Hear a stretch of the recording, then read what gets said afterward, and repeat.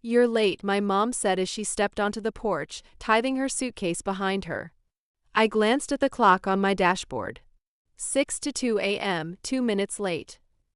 Mom, I called, forcing a smile as I climbed out of the car to help with her luggage. But before I could reach the porch, I saw her, Lauren. My sister emerged from the house, dragging her own suitcase behind her like a queen with a train. My smile faltered. What's going on? I asked, my voice tighter than I intended. Mom turned to me, her expression unmovingly cheerful. Oh, Violet, we decided Lauren should come instead of you. She's been so stressed lately, and this trip will be good for her. My chest tightened, a cold wave of disbelief washing over me. Instead of me? My voice wavered. Mom, I've been planning this trip for years. I pay for everything. She waved her hand dismissively, as though I'd just pointed out the weather. And we're so grateful, sweetheart, but you work so hard. You can take another trip later. Lauren needs this right now. Lauren didn't even bother pretending to look remorseful. She leaned against the porch railing, her smirk as smug as it was infuriating. Thanks for understanding, sis, she said, her tongue dripping with false gratitude. My hands balled into fists at my sides. My dad appeared then, shuffling out of the house like a guilty shadow, carrying his suitcase. He didn't meet my eyes as he handed it to me. This is unbelievable, I said, my voice trembling. This was supposed to be my trip, something for me to share with you. Mom's smile didn't waver, and it still is, sweetie. Just with Lauren instead. Don't make this a big deal. Your sister really needs a break. I stared at them, my parents and my sister, the family I had spent 2 years working overtime to treat. Flights, luxury hotels, guided tours, every detail meticulously planned and paid for by me. And here they were, swapping me out like an afterthought. Lauren climbed into the back seat of my car without so much as a thank you. And in that moment, a truth I'd been avoiding for years finally hit me. It didn't matter what I did or how hard I worked. To them, Lauren would always come first. I forced a smile that felt more like a grimace. Let's get going then, I said, my voice flat. If they wanted Lauren to replace me, fine, but they wouldn't enjoy it on my terms. The drive to the airport was suffocating. Lauren chattered endlessly from the back seat. Oh my gosh, Mom, did you see that TikTok about Paris? I can't wait to go shopping there. Do you think we'll have time, or will the tours take up the whole day? My grip on the steering wheel tightened as I stared straight ahead. Mom chuckled softly. Of course we'll have time. We'll figure it out when we get there. We? They didn't even seem to notice I wasn't part of that we anymore. At one point, Dad cleared his throat. Thank you for driving us, Violet. I know this probably feels unusual. I glanced at him in the rearview mirror, my expression unreadable. Unusual, that's one way to put it, Dad. He shifted uncomfortably, clearly regretting the comment. Lauren leaned forward, her voice grating in my ears. You're not mad, right? I mean, this is really big of you, letting me go. I could never afford this on my own. I clenched my jaw, biting back every sharp retort clawing its way up my throat. Of course, Lauren. Enjoy the trip. When we finally reached the airport drop-off zone, my patience was on its last thread. I helped unload their luggage in silence. Mom hugged me lightly. Thank you for understanding, sweetheart. This means so much to us. And to Lauren. I nodded stiffly. Sure, Mom.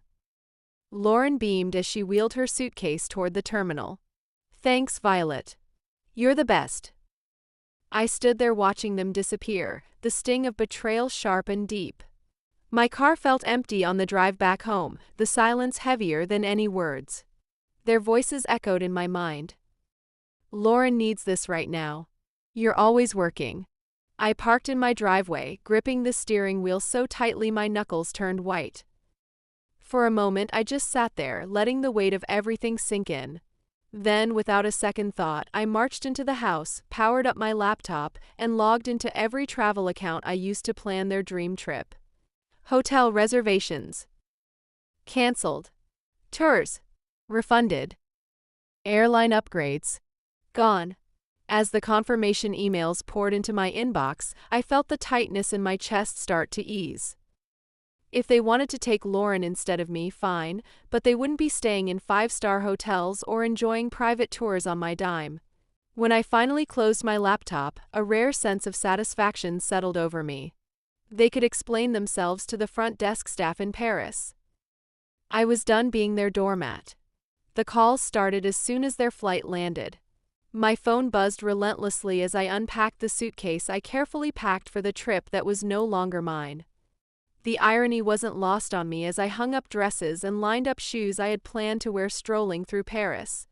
The buzzing continued, a relentless vibration that filled the room. I sighed, kicking at the phone to glance at the screen. My mom's name flashed across it, alongside a flurry of missed calls and texts. I scrolled through the messages. "Violet, what's going on? The hotel won't let us check in. The reservation is missing. Call me immediately. Violet, this isn't funny. Fix this now." A laugh escaped me, sharp and bitter. Fix this? They actually thought I'd swoop in and save the day after what they'd done.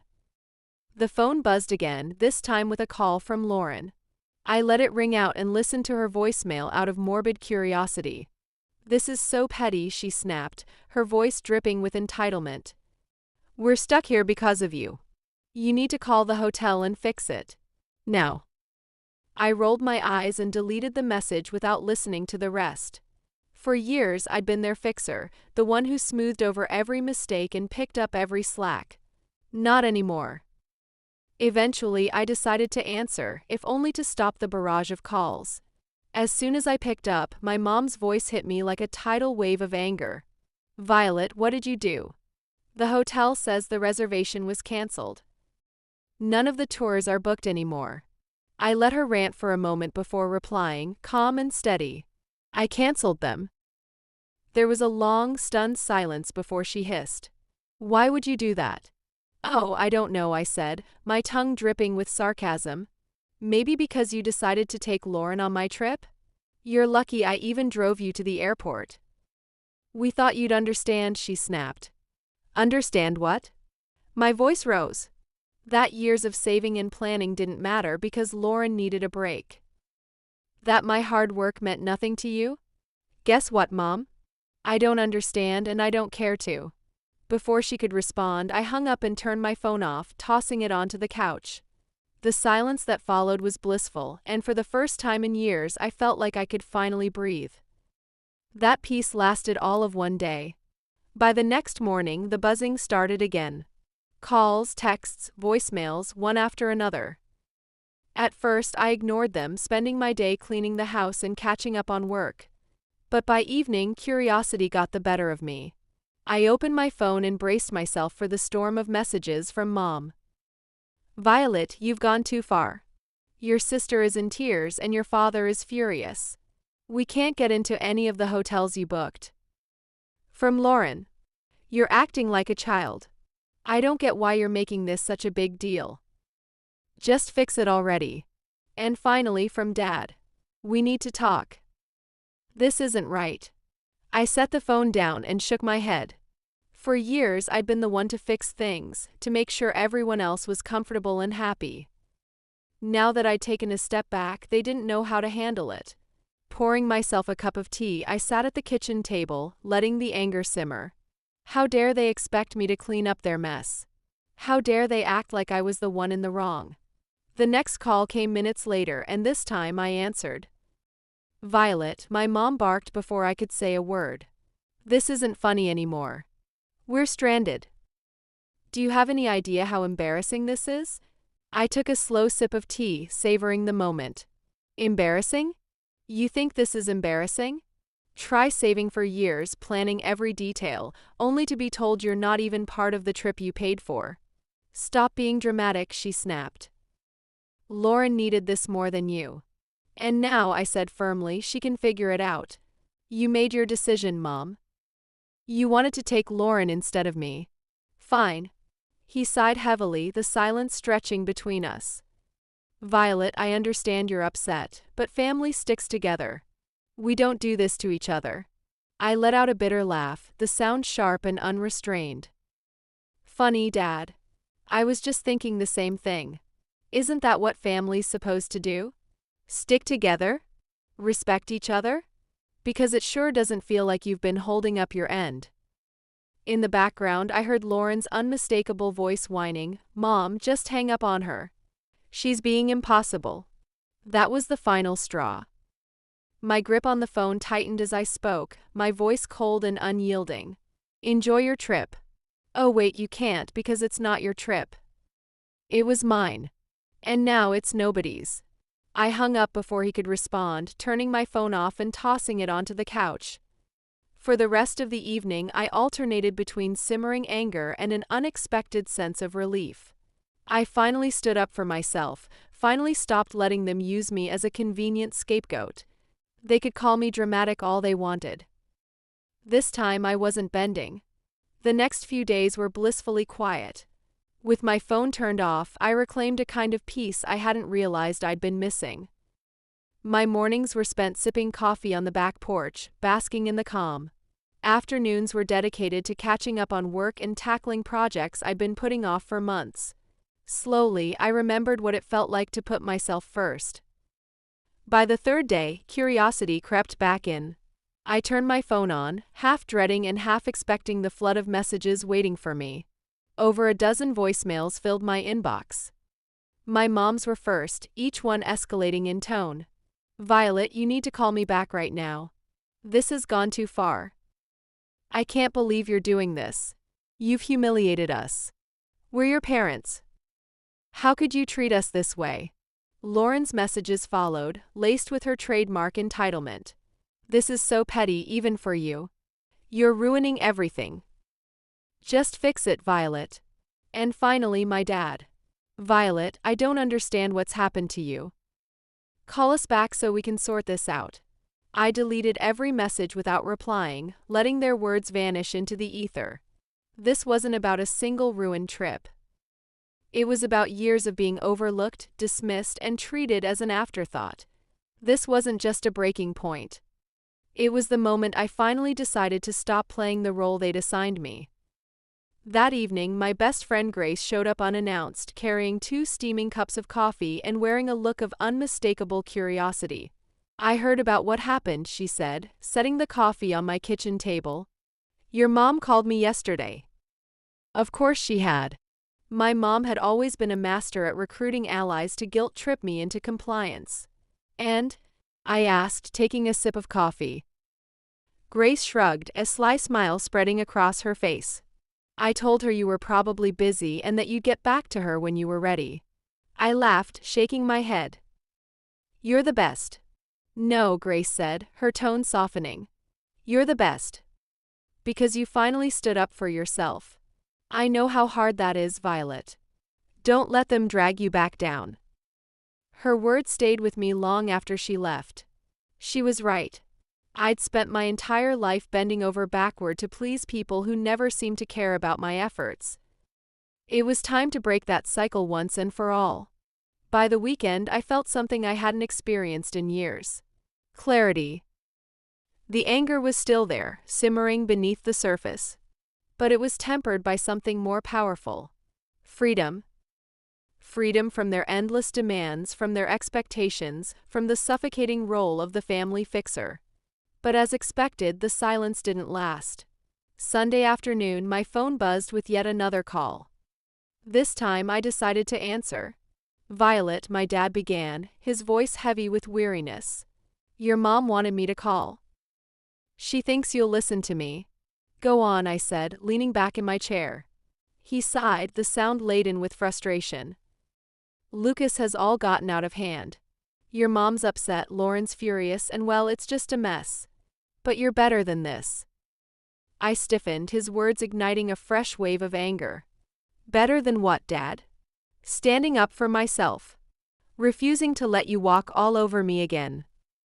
"That's not what I meant," he said quickly, his tone defensive. "It's just you've always been the reasonable one. The one who keeps everything together. This isn't like you." I let out a short, bitter laugh.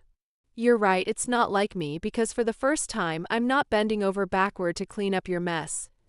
He paused, and for a fleeting moment I thought he might finally understand. But when he spoke again, his words dashed that hope. Violet, we're family, can't you just let this go? And there it was, the same excuse they'd always used to justify their behavior. Let this go. I repeated, my voice hard.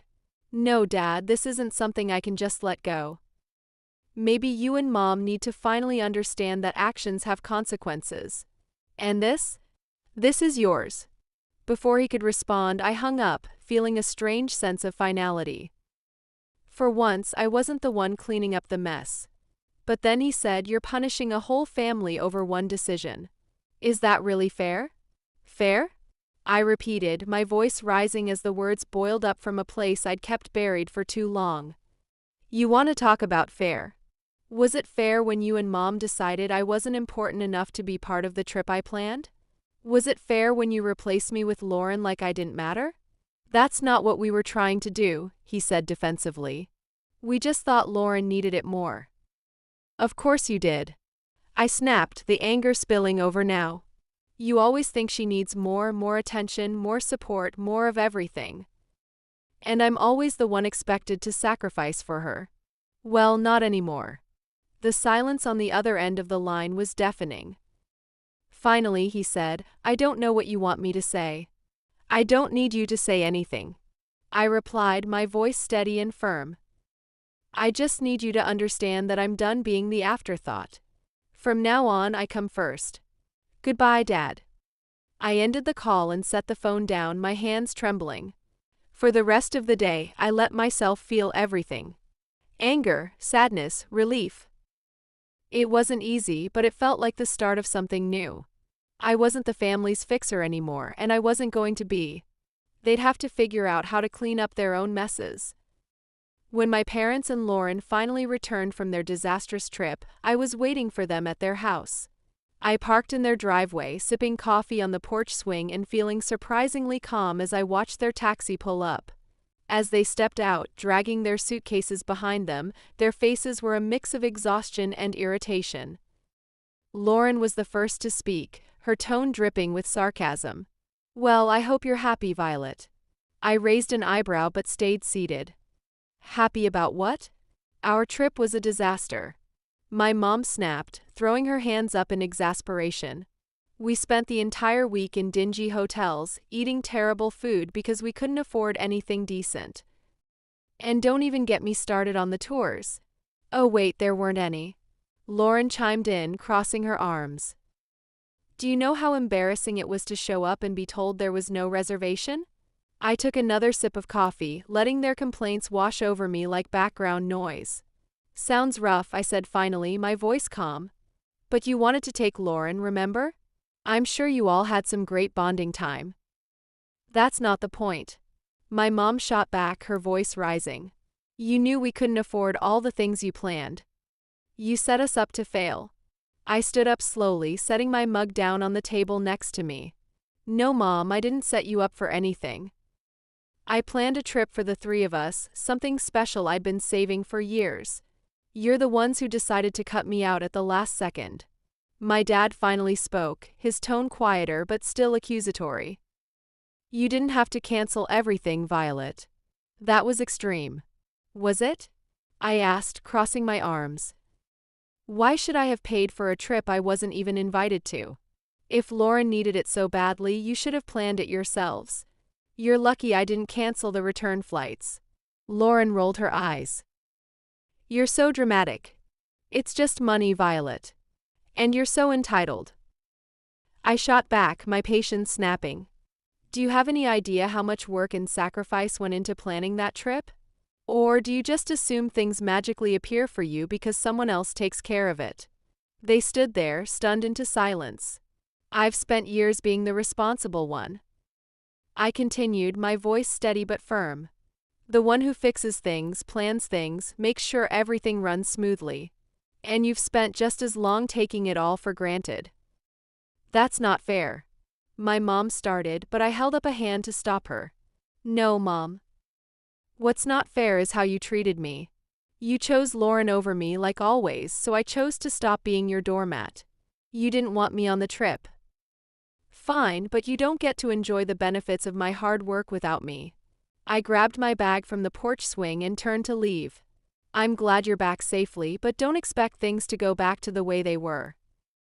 I'm done. As I walked to my car, I heard them calling after me, their voices a mix of anger and guilt. But I didn't look back. The drive home felt strange, peaceful, even. For years, every visit had left me emotionally drained. But this time I felt lighter. I finally said everything I'd been holding in. And for once, I wasn't worried about their reaction. When I got back to my house, I made a cup of tea and sat on a couch, replaying the confrontation in my head. They'd been so sure I'd fold that I'd give in like always. But this time I didn't. And it felt like freedom. Watching their stunned faces as I walked away was a powerful reminder of how much I changed. They could be angry, hurt, or embarrassed. It didn't matter anymore. I was done living my life to meet their expectations. The next day, Grace called. "How'd it go?" she asked, skipping any pleasantries. I laughed, leaning back against the kitchen counter. Exactly like you'd imagine. They're furious. Lauren's pouting, and Mom is probably strategizing how to guilt me back into line. Grace snorted. Let her try. You've got a back on now, and I'm here to make sure it stays in place. I grinned, grateful for her unwavering support. Thanks, Grace. I mean it. You've been my rock through all of this. Anytime, she said, her voice softening. So what's next for you now that you're not playing family fixer anymore? That question had been circling my mind since the confrontation. What was next? For years, so much of my energy had been poured into trying to please my family, trying to earn their approval. Now that I've let go of that burden, the possibilities felt endless and a little intimidating. I don't know yet, I admitted. But for the first time, I feel like I get to decide. Not them, not anyone else, just me. Sounds like the start of something amazing, Grace said, and I could hear the smile in her voice. Over the next few weeks, I started making small changes that felt monumental in their own way. I redecorated my living room, trading the hand-me-down furniture from my parents for pieces that felt uniquely mine. I spent weekends exploring local cafes and parks, things I'd always meant to do but never made time for. And I started journaling, writing down my thoughts and dreams without filtering them through the lens of anyone else's expectations. Each small step felt like reclaiming a part of myself I hadn't realized I'd lost. One evening, I sat down with my laptop and opened the spreadsheet I'd used to plan the trip. The canceled reservation stared back at me, but instead of feeling regret, I felt a surge of determination. That money had been meant for a once-in-a-lifetime experience, and I wasn't going to let it go to waste. Closing the spreadsheet, I opened a new browser tab and typed, "Solo travel ideas." A few weeks after my parents returned, I booked a solo trip to Italy. It wasn't the same itinerary I'd planned for them, and it wasn't about proving a point anymore. This was for me, a chance to celebrate my independence and finally put myself first. The moment I landed in Rome, a mix of excitement and nervousness coursed through me. I'd never traveled alone before, but as I stepped out of the airport and into the bustling city, I knew I'd made the right decision. I spent my days wandering cobblestone streets, marveling at ancient ruins, and indulging in meals at charming little cafes. There was no schedule, no one else to consider, just me and the freedom to do exactly what I wanted. One afternoon, while sitting on the Spanish steps with a gelato in hand, I pulled out the journal I'd brought with me. For years, I'd written about what I wanted to achieve, but those dreams were always tied to making someone else happy.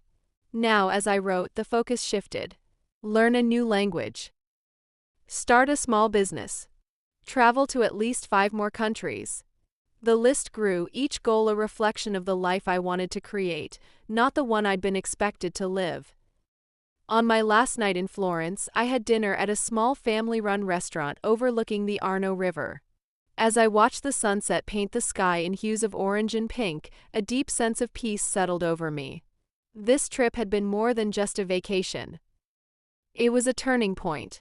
I'd spent so much of my life trying to earn my family's approval. But here, thousands of miles away, I realized something important. I didn't need it. I was enough just as I was. When I returned home, my parents tried to reach out again, this time with softer tones and carefully worded messages. Hope you had a nice trip. Read one text from my mom. Maybe we can all talk soon. I stared at the message for a moment before setting my phone down. I wasn't ready to reply, and that was okay. This time it would be on my terms. As I unpacked my suitcase and placed souvenirs on my shelves, a quiet sense of pride settled over me. I'd taken a leap for myself, and it felt like a victory. A week after returning from my trip, my phone buzzed with a call from my mom. This time I answered. "Hi, Violet," she began, her tone unusually soft. "How was your trip?" "It was amazing," I replied, keeping my voice neutral. "That's good to hear," she said, pausing as though searching for the right words. "We've been thinking a lot about what happened. Maybe we handled things poorly." The admission surprised me, but I wasn't ready to let her off the hook just yet. "Poorly?" I echoed. "You replaced me on a trip I planned and paid for without even asking." "Poorly is an understatement." "I know," she said quietly. "Your dad and we didn't realize how much it would hurt you." "And Lauren?" I asked. "Does she feel bad too, or is she still blaming me for ruining her vacation?" "She's upset," my mom admitted, "but I think she knows she could have handled things better." I sighed, leaning against the counter. "Mom, this isn't just about the trip. It's about years of putting her first and expecting me to pick up the slack. I'm not doing it anymore." "I understand," she said after a moment. "We're going to try to do better. We don't want to lose you." Her words tugged at something deep inside me, but I'd learned enough not to let guilt dictate my choices. "I'm glad to hear that," I said. "But it's going to take more than words to fix this. I need to see real effort, not just apologies." "You will," she promised. "We'll give you the space you need, but I hope you'll let us back in someday." After the call ended, I felt a mix of emotions. Relief that they were finally acknowledging their behavior and skepticism about whether they actually change. But as I sat down with my journal that evening, I realized something important. Whether or not they change wasn't my responsibility. Over the following months, I kept my boundaries firm. I responded to their calls and texts when I felt like it, but I didn't go out of my way to fix things or smooth over conflicts. Instead, I focused on building the life I wanted. I signed up for a photography class, something I'd always dreamed of doing but never made time for. I joined a local hiking group and began planning my next solo trip. Each step I took felt like reclaiming another part of myself that I'd lost along the way. One evening, as I sat on my porch watching the sunset, I realized just how far I'd come. I wasn't the person who bent over backward for people who didn't appreciate me. I was someone who valued herself, set boundaries, and wasn't afraid to stand up for what she deserved. For the first time in a long time, I felt truly free.